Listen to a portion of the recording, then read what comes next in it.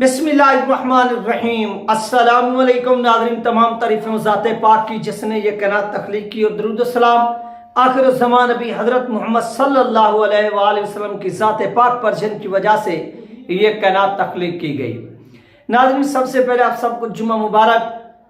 जितने भी बहन भाई देख रहे हैं, जहाँ से भी देख रहे हैं, बिलखुसूस पाकिस्तान, फिर जो सऊदी अरेबिया में बसते हैं उनको, फिर पूरे पाकिस्तानी पूरी वर्ल्ड के अंदर जहाँ पे मुस्लिम बहन भाई रहते हैं सबको। इसके बाद आज की वीडियो में हम बात करेंगे कराची के अंदर जो तहरीक लबैक पाकिस्तान गाँव से कुछ देर के बाद जो है वो जो कारकुन शहीद हुआ था उसको खिराज तहसीन पेश करने के लिए, उसकी फातिहा खानी के लिए प्रेस क्लब के बाद जो है ना उनके पब्लिक की गैदरिंग हो रही है। तो वहाँ की क्या सिचुएशन, और इसके बाद हम बात करेंगे याहिया सिनवार की, उनको किस तरह से शहीद किया गया, उनको भी खिराज तहसीन पेश करेंगे। और पाकिस्तानी गवर्नमेंट की जो इस वक्त तरमीम करने जा रही है, वो तरमीम क्यों अहम है, ये सारी की सारी जो डिटेल है वो आप इस वीडियो के अंदर जान सकेंगे। चैनल पर नए तो इसको लाजमी सब्सक्राइब करें, वीडियो को शेयर करें और कमेंट्स भी करें। जितनी बहन भाई देख रहे हैं ये आपसे रिक्वेस्ट है।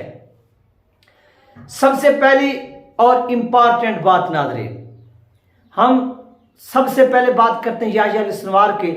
हम उनको खिराज तहसीन पेश करते हैं कि जिस तरह वो आखिरी वक्त तक फाइट करते रहे यहूद और नसारा के खिलाफ और शहादत के रुतबे पर फैज हुए, उनकी इस कुर्बानी, इस जद्दोजहद को हम सलाम पेश करते हैं कि वो आखिरी हद तक, यानी हमारे आप हुक्मरान देख लें, हमारे आप जर्नल देख लें जो रिटायर हो गए हैं, अयाशी की ज़िंदगी गुजार रहे हैं, हुक्मरान जो इस वक्त मौजूदा भी हैं अयाशी की ज़िंदगी गुजार रहे हैं, लेकिन ये मर्द मुजाहिद आखिरी वक्त तक क्या करता रहा कि इस्लाम की सरबुलंदी के लिए लड़ता रहा। और इसकी जो एक वीडियो सामने थी कि यहाँ से बाजू कटा हुआ है और ड्रोन वो भेजते हैं फोटो बनाने के लिए, वीडियो बनाने के लिए कि अंदर कोई मौजूद तो नहीं, तो वो उस ड्रोन को भी एक छड़ी से क्या करते हैं, मारते हैं, हिट करते हैं। तो ये सीन जो था इजराइल के ऊपर, ऐसे समझें कि एक इजराइल को, पूरी दुनिया के कुफार को पैगाम देंगे कि हजूर पाक के जो गुलाम हैं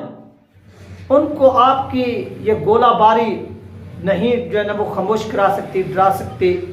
उनको मौत जो है वो इतनी ही मीठी लगती है जिस तरह से शहद है। तो ये उनका एक बहुत बड़ा कारनामा है जिसके ऊपर हम उनको खिराज तहसीन पेश करते हैं। इसके साथ साथ उनकी शहादत हुई 16 अक्टूबर को, उनकी खबर शेयर हुई 17 को। 16 अक्टूबर को उनके साथ जो मिस्री इंटेलिजेंस चीफ के सरबराह थे, उनके पास एक इजरायली जो वफद था वो पहुंचा और उसने रब्ता किया कि हम आपके साथ जंगबंदी जो है वो खत्म कर, जंगबंदी करना चाहते हैं, आप ताउन करें। जब उनके साथ रब्ता हुआ तो उसी वक्त उनके ऊपर जो है वो एक अटैक हुआ और उस अटैक के नतीजे में वो जाम शहादत पा गए। तो इसमें अपने गद्दार निकले जिन उम्मत मुसलमान के जो इस वक्त पूरी दुनिया के अंदर जहां पर भी इस्लामी मुमालिक हैं उनके सरबराहान बैठे हुए हैं, वो इजराइल के पालतू हैं, उनके इशारों के ऊपर नाचने वाले हैं। ये हकीकी नुमाइंदे नहीं है किसी भी इस्लामिक कंट्री के अंदर, ये एक हकीकत है। क्या जरदारी जैसा बंदा ये नुमाइंदा पाकिस्तानी कौम का हो सकता है? जवाब मिलेगा कि नहीं। क्या दूसरे हो सकते हैं कि नहीं, क्योंकि नवाज शरीफ, जरदारी, ये शबाज, ये बिलावल, ये तो पालतू ने, इनकी एजुकेशन वहां की, सब कुछ वहां का, ये पाकिस्तान के खैर का नहीं है। और ये कौम आज भी गुलाम है। उस वक्त ये इंग्लैंड से नुमाइंदे मुंतखब आते होते थे और आज इंग्लैंड ने ये थोड़ी सी अपनी फौजें यहाँ से बुलवा कर उन्होंने यहाँ से नुमाइंदे जो है वो तैयार किए हैं कि जो इनके इशारों पर क्या करते हैं, नाचते हैं। और यही इजराइल जिसका आज अमेरिका और बरतानिया क्या इत्तेहादी, और इसी अमेरिका और बरतानिया का पाकिस्तान भी इत्तेहादी रहे। जब 9/11 हुआ, अफगानिस्तान के ऊपर वार छिड़ी, तो ये चीज़ें मैं दोहराना नहीं चाहता, आपको मालूम है, लेकिन मुझे इस चीज़ का गम है कि एक उम्मत मुसलमान का गैरतमंद जो सिपा सलार था वो चला गया है। इसके बाद नाज़रीन हम बात करते हैं कराची की। कराची नाज़रीन आज दफ़ा 144 एक मरतबा फिर नाफिज कर दिया गया है। और ये दफ़ा 144 क्यों नाफिज किया गया है, उसकी रीज़न यही है कि तहरीक लबैक पाकिस्तान का आज एक मरतबा फिर कराची प्रेस क्लब के बाद एक बहुत बड़ा इज्तिमा होने वाला है, जहाँ पर तहरीक लबैक पाकिस्तान के जो शहीद हुए कारकुन माजिद रिजवी साहब, उनको खिराज तहसीन पेश किया जाएगा। उनके लिए फातिहा खानी का जो है ना वो इंतजाम किए जा रहे हैं। तो इसके लिए पुलिस वहां पर हाई अलर्ट, गिरफ्तारी के लिए, शेलिंग के लिए मुकम्मल तैयारी के साथ गुंडागर्दी करने के लिए, क्योंकि इस वक्त जो आपको ये अपना वसी होता हुआ एहतजाज के प्रोटेस्ट का दायरेकार नजर आ रहा है। आप पाकिस्तान के पंजाब के अंदर देखें या सिंध के अंदर देखें, यानी सिंध के अंदर तो तहरीक लबैक पाकिस्तान के खिलाफ जो एक मुल्हिदीन सेकुलर लिबरल्स का एक मार्च हुआ, उसके मध्य मुकाबले तहरीक लबैक पाकिस्तान ने मार्च किया।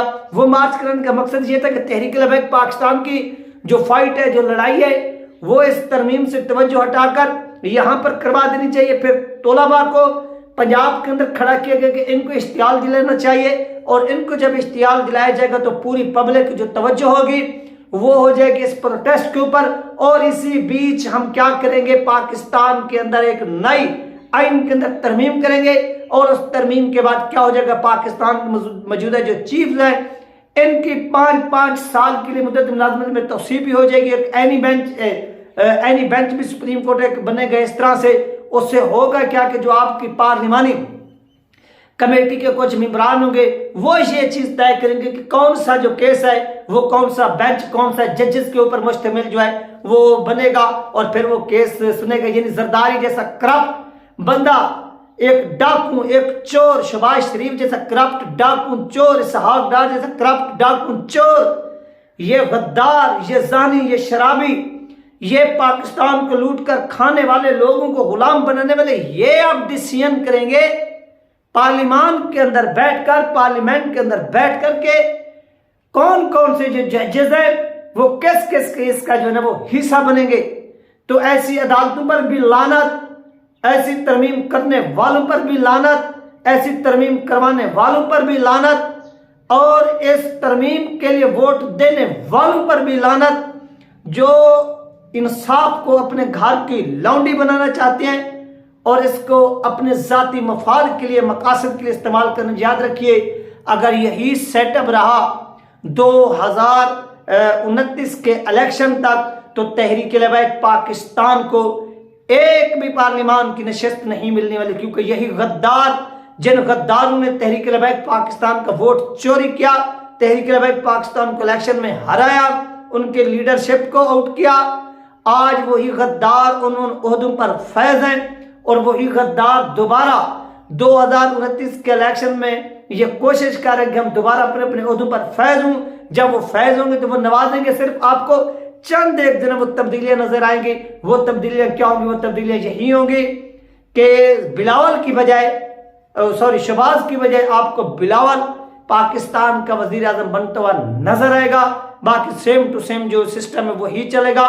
और इसी तरह हुकूमत को खौफ या पार्लियामान के अंदर एक खुफिया तरमीम लाई जा रही है, अवाम को उलझा दिया गया इन प्रोटेस्ट में, इन मुजाहरों में। तो अब 29 तारीख को भी 19 को भी सुनने में आ रहा है कि पाकिस्तान पंजाब भर में दोबारा जो है ना वो प्राइवेट और सरकारी जो स्कूल है वो बंद रहेंगे, और इसलिए हुकूमत जो है वो गुंडागर्दी पर उतर आई है। और इस गुंडागर्दी के हम क्या करते हैं, मजम्मत करते हैं, और पाकिस्तानी कौम को भी ये पैगाम देंगे कि आप भी जागिए कि ये गुंडे किस तरह से इस मुल्क को लूट कर खा रहे हैं, और इस वक्त बख्तरबंद गाड़ियां ये वो सब जो है वो पार्लियामान के बाहर खड़ा है। और एक ताकतवर शख्स जो ये समझता है कि सब कुछ मेरे हाथ में, और जिस तरह से मैं पाकिस्तानी पब्लिक को रूंधता चला जाऊंगा, तो उसके लिए ये पैगाम है कि आपसे पहले अयूब भी ताकतवर था, आज मिट गया, आज उसकी कब्र मिट गई, आज पाकिस्तान में उसका नाम लेने वाला नहीं।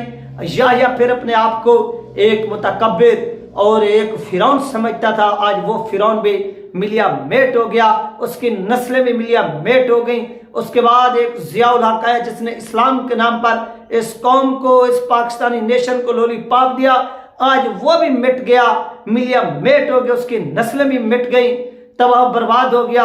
उसके बाद परवेज मुशर्रफ आया, वो भी मिलिया मेट हो गया, बर्बाद हो गया। और इसी तरह और भी बहुत से बर्बाद होंगे, लेकिन अल्लामा खादिम हुसैन रिजवी रहमतुल्लाह आज भी जिंदा है, कल भी जिंदा था, उसका नजरिया भी आज जिंदा है, वो कल भी जिंदा होगा, क़यामत तक उसका नाम रहेगा, उसकी नस्ल का नाम रहेगा। लेकिन जिन गद्दारों ने पाकिस्तान के साथ गद्दारी की, अमेरिका की गुलामी की, इस गुलामी के नतीजे में इस कौम को गुलाम बनाया, वो आज भी जलील और रुसवा हो रहे हैं। तो आज ये वक्त है कि कौम अपनी आंखें खोले और एक ऐसी तैयारी करे इस मुल्क के अंदर, जब भी तब्दीली आएगी एक इनकलाब की सूरत में आएगी। एक इनकलाब ही बरपा हुआ ना था जब पाकिस्तान बना, जिसमें 15 से 20 लाख लोग जो शहीद हुए, फिर पाकिस्तान बना। और इसी तरह जब शहादतें होंगी, हो सकते हैं इस मरतबा ज़्यादा हों, क्योंकि ये मजबूत निज़ाम हो चुका है। ये थी अपडेट, इंशाल्लाह मिलते हैं नेक्स्ट वीडियो में। अल्लाह हाफ़िज़।